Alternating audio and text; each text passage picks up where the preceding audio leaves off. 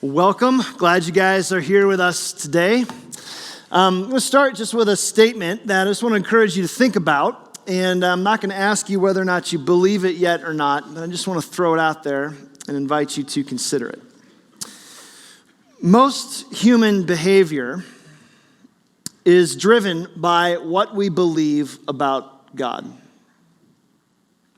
Most human behavior is driven by what we believe about God. Here's what I mean. If I really believed that God was a gracious father, treating me with kindness and love, if I really believed that, maybe I wouldn't work so hard to prove myself all the time or spend so much time trying to impress people. If we really believed that God was sovereign, right, directing the universe, if we really believed that, maybe we wouldn't worry so much about the future, or we could sleep a little better at night.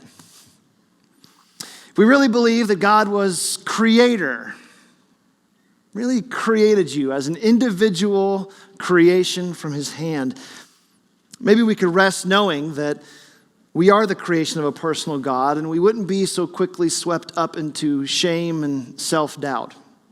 If we really believed that God was satisfying, maybe we wouldn't look for satisfaction in 1,001 different places. We could rest in him.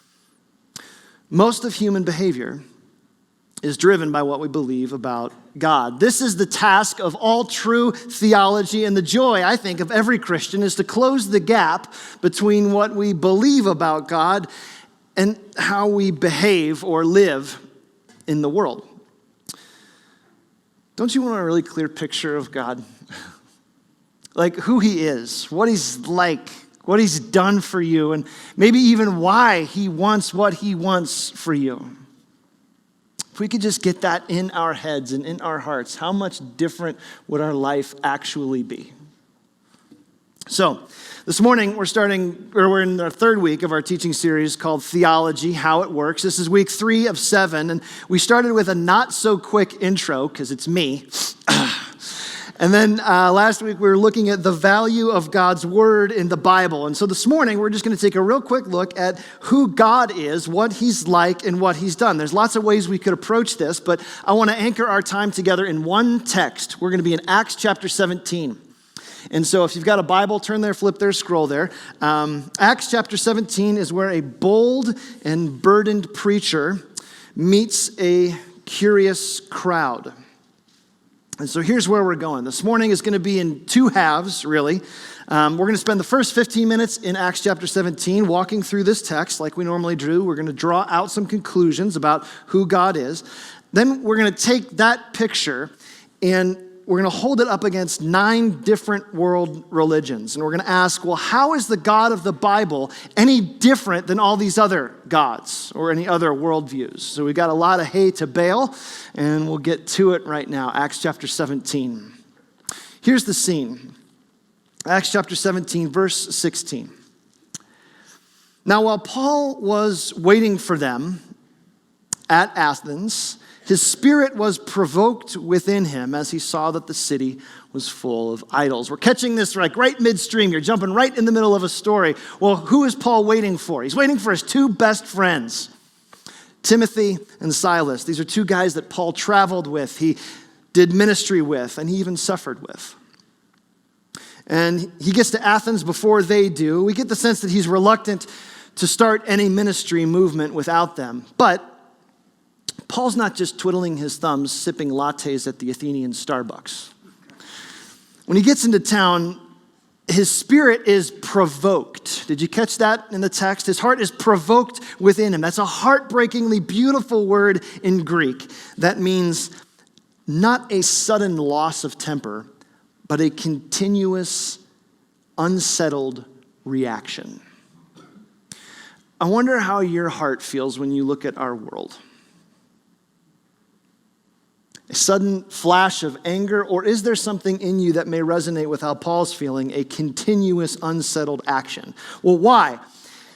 This isn't an explosive flash, this is a slow burn. And what causes this inner burning? He sees that the city is full of idols. And so as the slow burn of burden starts to heat up inside Paul, he can't help himself. Verse 17.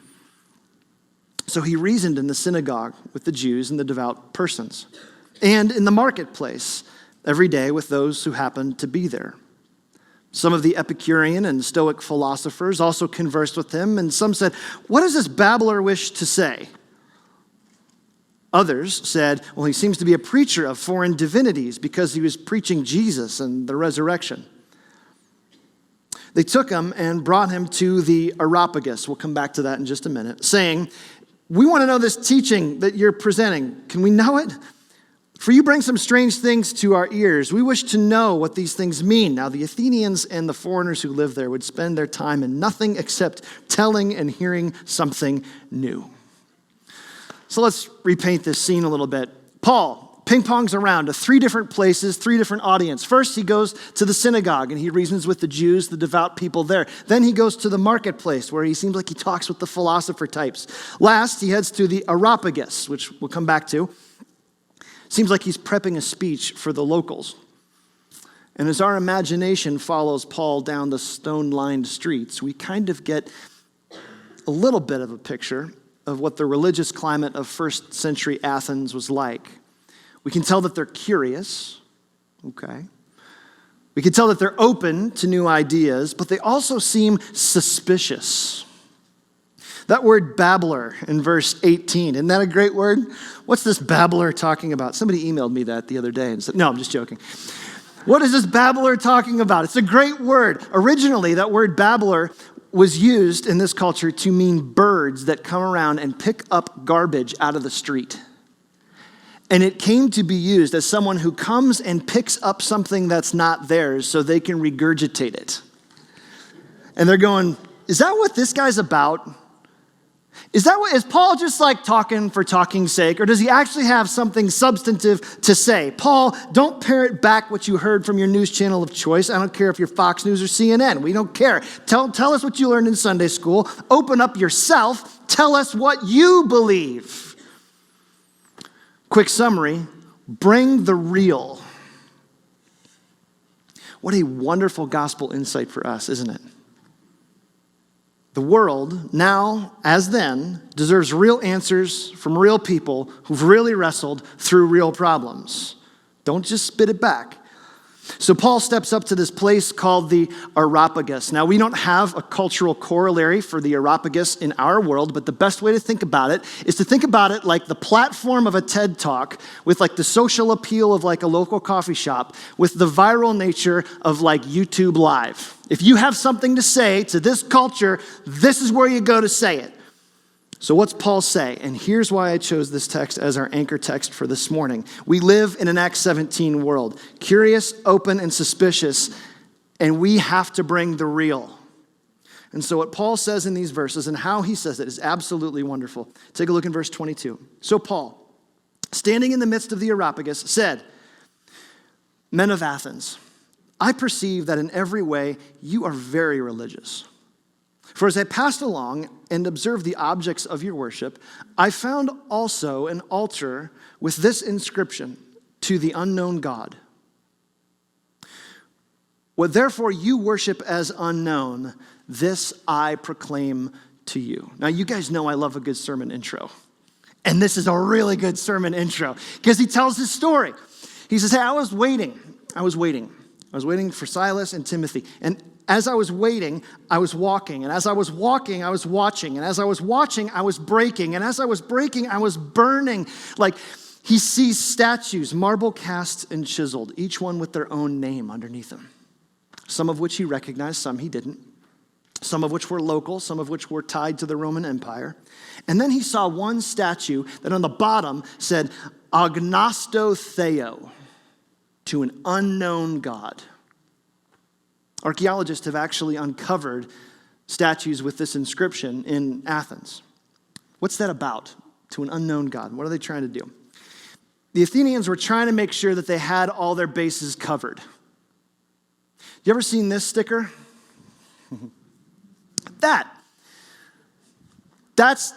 You've seen this before. Okay, this is pluralism. Pluralism is the desire to form a culture conducive to the existence of multiple religions. This is Athens. We've got this and this and this and this and this. But just in case we're missing something, here's a statue that says, to an unknown God. Like, make up your own. There, bases covered. And then Paul, ever the missionary, grabs that idea as his theological starting point. He says, what you worship is unknown, this I proclaim to you. Verse 24. Now watch where he goes. The God who made the world and everything in it, being Lord of heaven and earth, does not live in temples made by man, nor is he served by human hands as if he needed anything. Since he himself gives to all mankind life and breath and everything. And he made from one man every nation of mankind to live on the face of the earth, having determined allotted periods and the boundaries of their dwelling places, that they should seek God and perhaps feel their way toward him and find him. Yet he's actually not far from each one of us. What a beautiful verse that is. For, and then he quotes Athenian poetry. He says, in him we live and move and have our being. And some of your own poets have said, for we indeed are his offspring. So Paul starts with the creation narrative. This is where his sermon starts. There is a God, one God, and he created us. He's sovereign, determining the course of our lives. He invites us to seek him, and I love that word, to feel our way toward him. Isn't that great? But the cool thing, Athenians, is he's actually not far from you. The thumbprint of his work is all around you. And it's even better, the thumbprint of his work is in you. And Paul lets their imaginations drift for a little bit, and then he grabs the wheel hard, and he makes a beeline for the gospel. Verse 29, being then God's offspring, we ought not to think that divine being is like gold or silver or stone or an image formed by the art or the imagination of man. This is a wonderful play on words here. I want us to really see what he's saying. Paul's going, look, if there is a God, and for the moment you seem at least willing to entertain the idea that God might exist. So if you're thinking about that, it would make sense that if there was a God worthy of worship, he would not be a God that we have created. He would be outside of us, bigger than us, beyond us, before us. I mean, if I can make him, he's not much of a God. Now, that's deceptively deep theology because people today worship gods that they've made all the time. Their jobs, their kids, their 401ks, their whatever. The question then, well, okay, Paul, well, what should we do with all these gods? Great question, glad you asked. Verse 30, times of ignorance God overlooked, but now he commands all people everywhere to repent. Okay, so there were times when people didn't see everything that your God was about, Paul, okay?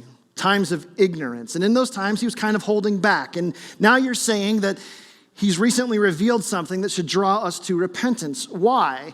Because, verse 31, he has fixed a day on which he will judge the world. Whoa. Downshift much, Paul? That's a big change. There's a day coming when this God that you're telling us about is going to come judge the world. All this is going to come to a head. A day coming where we can't just speculate, cogitate, or pontificate. We can't just sit around and talk anymore. We're actually going to have to land somewhere. But everybody kind of gets in, right, Paul? You said we're all his offspring. So, judge, everybody's kind of in, right? He will judge the world in righteousness. Oh, okay. Righteousness. That's the standard. Well, now we're getting a little nervous, Paul. Oh, you're nervous now, he says. Let me push this further because there's one thing more. He will judge the world in righteousness by a man whom he has appointed, and of this he has given assurance to all by raising him from the dead. What a masterful sermon from Paul. Because they're all there sitting there thinking, hold up, okay, wait. Let's put this together. We're all philosopher types, but sometimes we're a little bit slow. Give us a minute to think this out, Paul, because this sounds pretty heavy. First off, you're saying there's one God. This God is high and holy. He's above us. And he's also with us somehow. That's strange. We've not heard that before. He doesn't need us, but he invites us to seek him. He wants us to seek him because he's actually seeking us. And this God is kind enough to overlook our faults. He's just shown us something that should cause me to own my sin and turn from my sin because he's coming to judge in righteousness. And the way we escape that judgment is through someone who just rose from the dead. Is that pretty much it, Paul? And Paul's going, yes. Hey, didn't we just hear about a guy, like that Jewish rabbi? What was his name? That guy that rose from the dead. What was his name again? Nope, that wasn't it. What was that guy's name? Oh, it was Jesus. Jesus of Nazareth. That's the carpenter's son. You don't really think that's true, do you? You don't really think he rose from the dead. I mean, if that's true, I need to get to know him, and I need to make sure he knows me. When he comes back in judgment one day, and you don't know when that's going to be, Paul, okay, I need to make sure that I have received whatever he wants to give me. But not only me, I need my wife and my kids and my neighbors. Paul, if what you're saying is true, this is a really big deal. Either Jesus answers every question I've ever had, either he's the meaning of life and all purpose, or he isn't worth a second thought. Either he's everything or he's nothing. I either serve him my whole life or I ignore him my own life. What do we got to do, Paul? Now, when they heard of the resurrection of the dead, verse 32, some mocked and others said, "We will hear from you again about this." So Paul went out from their midst. Some men joined him and believed, among whom also were Dionysius the Areopagite and a woman named Damaris, and others with them. Now, we're in 2024, and you don't have Epicurean and Stoic philosophers hanging out at home. Maybe you do, I doubt it. We're going to take a look at how the message of the gospel differs from 9 major world religions and worldviews. But before we get there, what can we take from this text? There is a ton of conclusions. I only want to name one, and here it is. The gospel is always relevant. The gospel is always relevant. I hear this comment all the time. I hear it in conversations. I even hear it in prayers. I hear it just like wandering around. I hear it in passing conversations. And the comment or a variation of it goes something like this. Oh, gosh, our world is going to hell in a handbasket. Gosh, things are so bad. It's never been this bad before. It just gets worse and worse and worse. Man, like our country and our culture, I don't know how this is all going to end up. I don't know where this is going to go. And those comments are usually accompanied by a heavy sigh and a hanging head. I'm going to be honest. Those comments sadden me. And they sadden me because they represent a perspective of the gospel that seems to me to be very anemic and very thin and very weak and no longer capable of giving hope that changes lives and changes cultures. Stepping up to the platform of pluralism, Paul preached the gospel of a risen Christ. Why? Because there will never be a time when Jesus is not alive. That is a big deal. We live in an Acts 17 world, and it's pluralistic, and it's relativistic, and it's postmodern, and it's dark. And I go, okay, Jesus still saves. He's still risen. He's still sovereign. He's still working. He's still on the throne. He still gives purpose. He still cancels hell. He still guarantees heaven. The gospel is always relevant. Now, I said a few minutes ago that all of human behavior, at least most of human behavior, is driven by what we believe about God or how we see God. And so for the next 20 minutes or so, I think it might be helpful to take Acts 17 and overlay it on our 2024 world. So with that gospel truth under our feet, I want to take a look at 9 major world religions and almost unbearably quickly talk about how the hope that Jesus offers is fundamentally different, more compelling, and ultimately more satisfying. I'm doing the math. That's like maybe a minute and a half for each. So pray for me, and I will watch the clock. One quick point, though, before we get to it. I want to pull off a bit just to frame it. Every world religion has to answer at least 5 basic questions, and here they are. Number 1, what's wrong with the world? Number 2, how can the wrong be made right? Number 3, what's my role in that making right of the world? Like, what do I have to do? What's my part to play? Number 4, if there is a God, if God exists, what's his role? What has he done? Okay, and then if you're taking a picture of the slide, here's the 5th one. It's so weird. I just saw like a bunch of phones come out. It's really trippy. Number 5, where does hope ultimately lie? Like, how can I know that things are going to turn out all right in the end? If you are a major world religion, you've got to ask these questions. And then you have to answer them in a way that's compelling. Quick little teaser. So leave this slide up for just a little bit, guys. Quick teaser. Later this fall, we're going to do a teaching series called What's the Difference, where we're going to do a more expanded look into what we're going to do now. This is just the Cliff Notes this morning. So if that's interesting for you, sit tight to the fall or buy me a cup of coffee between now and then, and we can go a little deeper. Now, 9 world religions, like 18 minutes left. So this is going to be quick, but I think it'll be helpful. You ready? Off we go. If you start with the question, does God exist? You've got 2 options, yes or no. On one side, you've got atheism, that's the no. On the other side, you've got theism, okay, that's the yes. And we're going to follow the path to the right first, okay. I said this morning when we were going over the slides, I said, let's follow atheism for a little while. And I was like, wait, no, don't take that out of context. Nobody tweet that, please, we're not.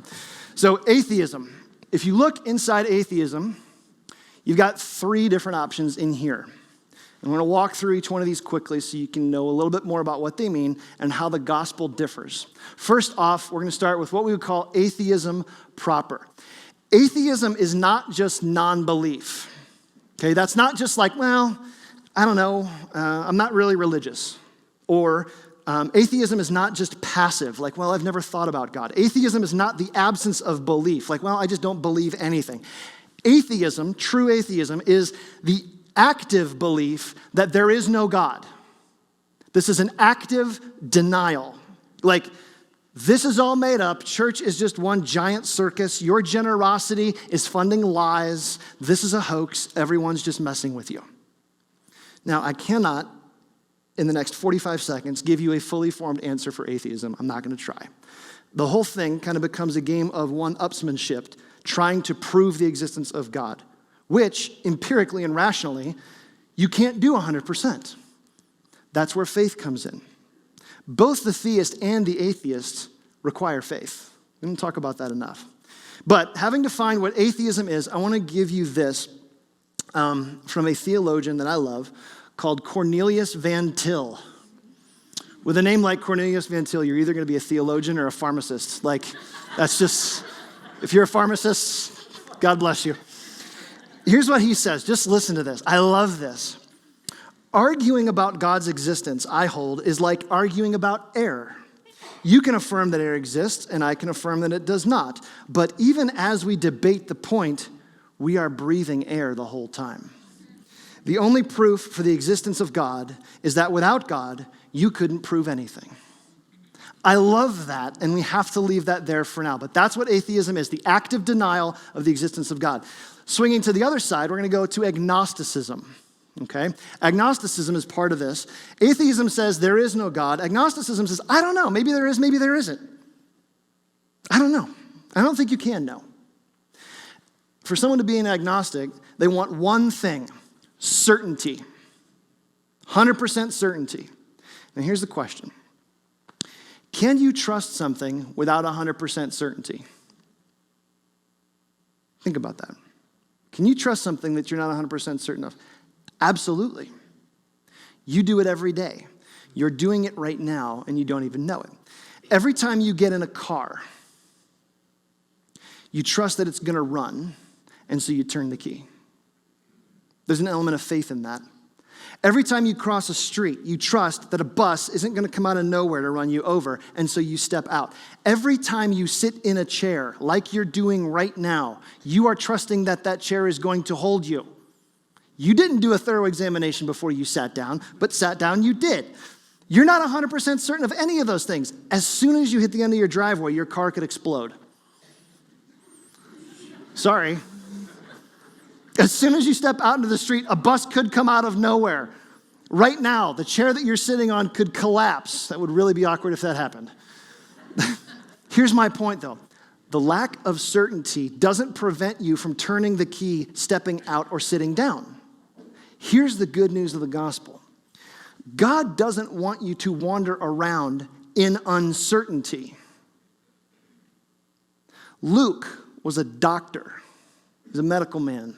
Thorough researcher. And Luke wrote this at the start of his gospel. This is Luke 1.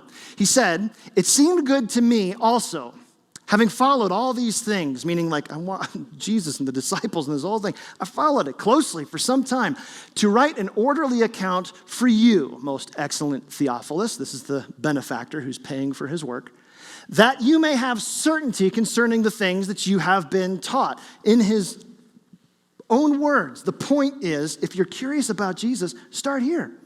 This was actually written by objective people who were very interested in Jesus, not proving a point or starting a religion necessarily.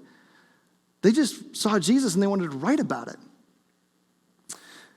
Going back to our tree here, you've got atheism, then you got agnosticism, and in the middle, you've got secular humanism. Quickly. Where agnosticism is comfortable with a question mark, like, I don't know, maybe. Secular humanism is an exclamation point and says, no, it's us. We're it.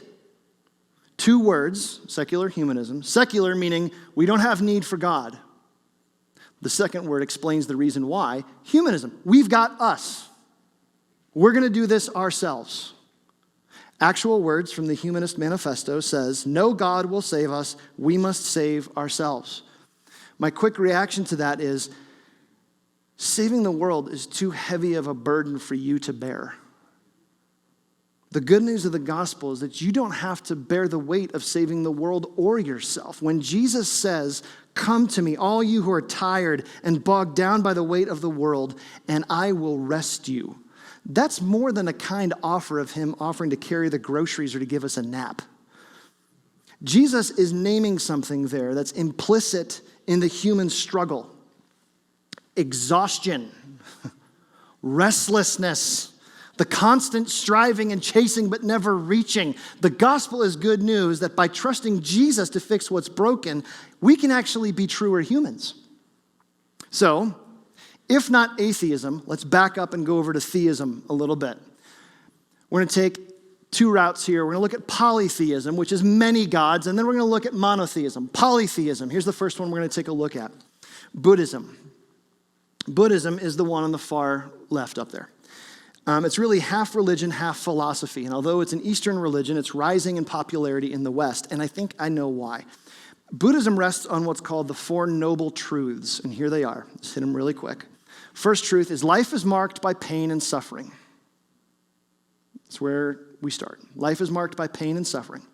Second truth is that pain is caused by desire. I want something, and because I don't have it, I don't get it, ugh. Third truth, the way out of pain is to let go or deaden your desire. Fourth, the way to do that is by following the teachings of Buddha, which is symbolized by the 8-fold path, that 8-spoked wheel up there. Now, here's the thing about Buddhism and those 4 truths. It's 25% right. The first noble truth is dead on. Life is marked by pain and suffering. Go read Ecclesiastes. Go read Job. Gosh, just watch the news. But here's where the gospel is so very different from Buddhism. John 14:1, Jesus says this. He says, "Let not your heart be troubled. Believe in God, believe also in me." Leave that up there for a little bit. What's Jesus saying? Yeah, suffering's going to happen. When it happens, don't deaden your desire, deepen your desire. The context of John 14 is horrific. Jesus has just said, one of you is going to deny me, one of you is going to betray me, the world is going to hate you, and I'm leaving. And then he has the audacity to say that. Don't worry about it. If you trust in God, trust in me. How can he say that? This is the good news of the gospel. Jesus locates the solution to life's inevitable pain, not in denying or deadening our desire, but by deepening our desire and rooting ourselves in relationship with him. Don't deaden your desire, deepen it. Moving on, Hinduism.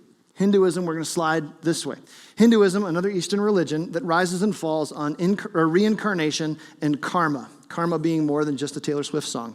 Here's how this works. Karma. If I live a good life, if I do good things, if I am motivated by good intentions, then my soul will come back in another life. And if that happens over and over and over and over again, eventually I'll work my way out of this wheel called life and I'll reach nirvana. This is how karma works. Here's where the gospel is so different than karma. Karma rests on my work. Grace rests on Christ's work. Karma says you get what you deserve. Grace says Jesus gets what you deserve. Karma says I am the result of my own goodness. Grace says you are the result of Christ's goodness for you. Karma says what goes around comes around. Grace says what goes around gets interrupted by a God who loves you. And so instead of sin hitting you, Jesus takes the hit for you, shielding you, protecting you, giving you what you don't deserve, heaven, instead of what you do deserve, hell. That's grace. Completely different. 2 Corinthians 5:21 says this, one of my favorite verses. For our sake, he made him to be sin who knew no sin, that in him we might become the righteousness of God. Do you hear how anti-karma that is? Karma would be like, well, you do the crime, you pay the time. And that's not how grace works. Grace says, no, you don't have to live in fear. You can rest in hope, knowing that when your life is over, we're reunited with our Father, not because of what we've done, karma, but because of what Jesus has done, grace.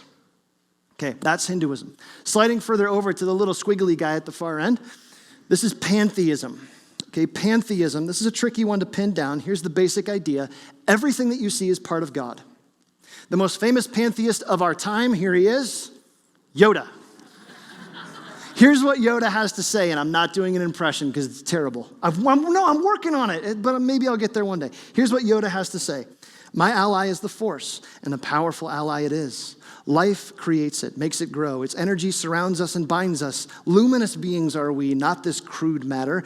You must feel the Force around you, here, between you, me, the tree, the rock, everywhere. Now, I like camping, but that's kind of next level.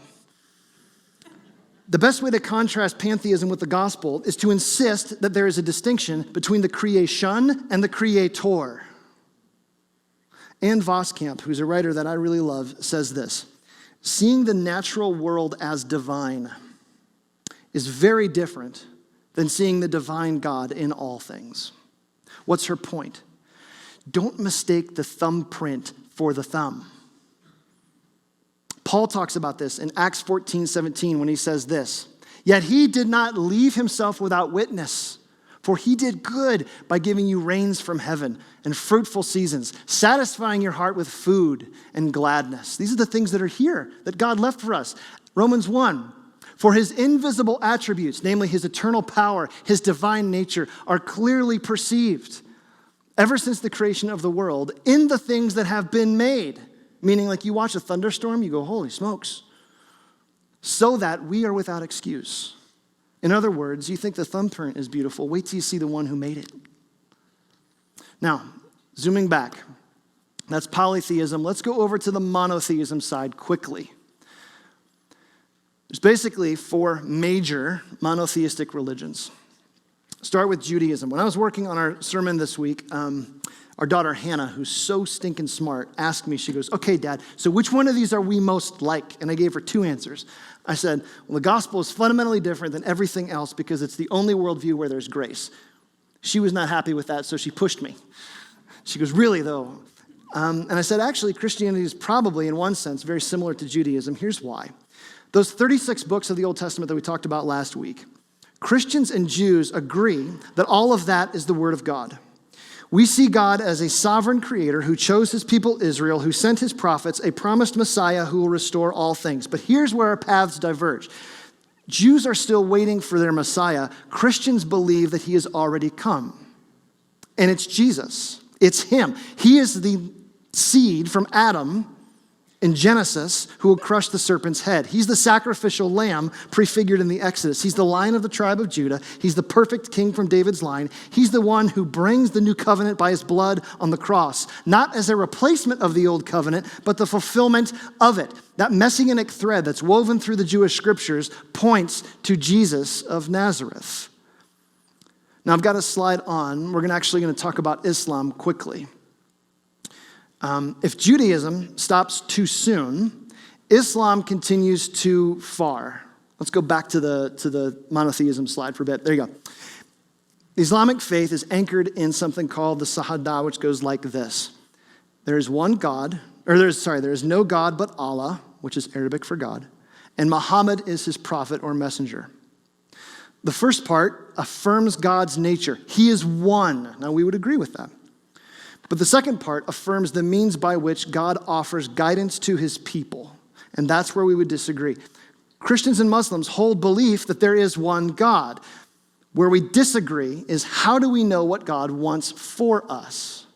And a Muslim would say, well, yeah, you know Jesus, but ultimately Muhammad. Now, because of time's sake, I'm going to have to be unfairly quick. Last fall, we did a teaching series on race. And as part of that teaching series, a member of our church and a good friend of mine, Daryush Miraj, shared his story of coming out of an Islamic faith and trusting Christ alone. And so if you're curious about more of what that has to do and how that might look, I want to encourage you, ncchapel.com/sermons, look for that. It was week 3. And reacquaint yourself with that story, because he can share this with much greater clarity than I can. But the fundamental difference is Christ. Who is he and what did he do? Last one for this morning, and then we're going to land the plane. I'm going to tell you what to do about all this. Deism, that's the one on the far right. Deism, D-E-I-S-M. Deism came out as a political philosophy in the upper class America of the late 18th century. And it's really complicated, but it's likely that most of our founding fathers were actually deists. Deism says this: yes, there's one God. Yes, he's sovereign. And yes, Jesus taught good things. But God is too distant to be known. He is impersonal. Forget about a relationship with him. Forget about supernatural things. Let's concern ourselves with building a moral society. Deism thinks about God like a divine watchmaker who made the universe and creation just like you'd make a watch. It's intricate and it's beautiful. You could even say it's a work of art. He wound it up, set it going, and then stepped back. Here's how this hits me. The deist God is a very cold God. And I have to wonder how many Christians operate and live like functional deists. Where we go, well, yeah, I mean, God's there. Like, he's high and holy, but like, I don't really have a relationship with him. I go to church, I do my moral things, but as far as an actual relationship, don't forget, guys, the gospel starts with, for God so loved the world that he gave. That's a relationship. If God is loving, that means relationship, and relationship means reaching out, not pulling back. Do you know how much God loves you? Not just created you or observes you or sees you, but loves you and wants to pursue you, delights in you, wants to be with you. The God of the Bible is ultimately a relational God. That's what Paul's talking about in Acts 17, is like he wants you to feel your way for him, knowing that he's feeling his way to you. All right, let's land the plane. Here's what I don't want you to do.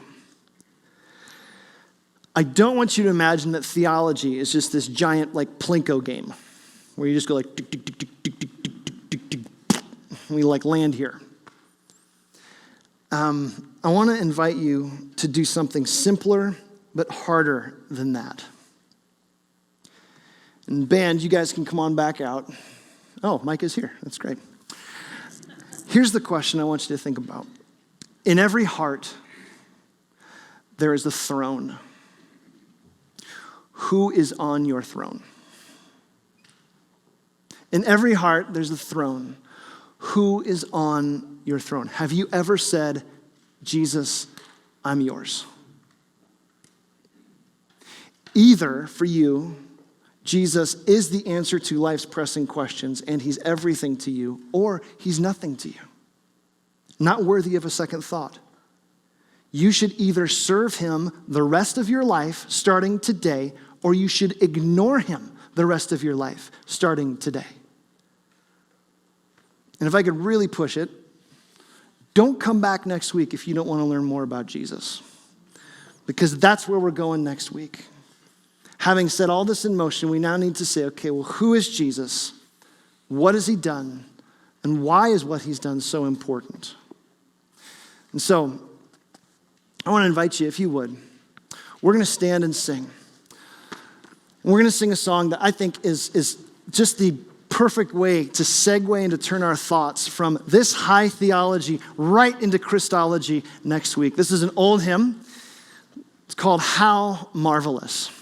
And basically it asks you to stand back and just go, gosh, how marvelous is it that God loves me, a sinner? How much must he love me to send his son to die for me?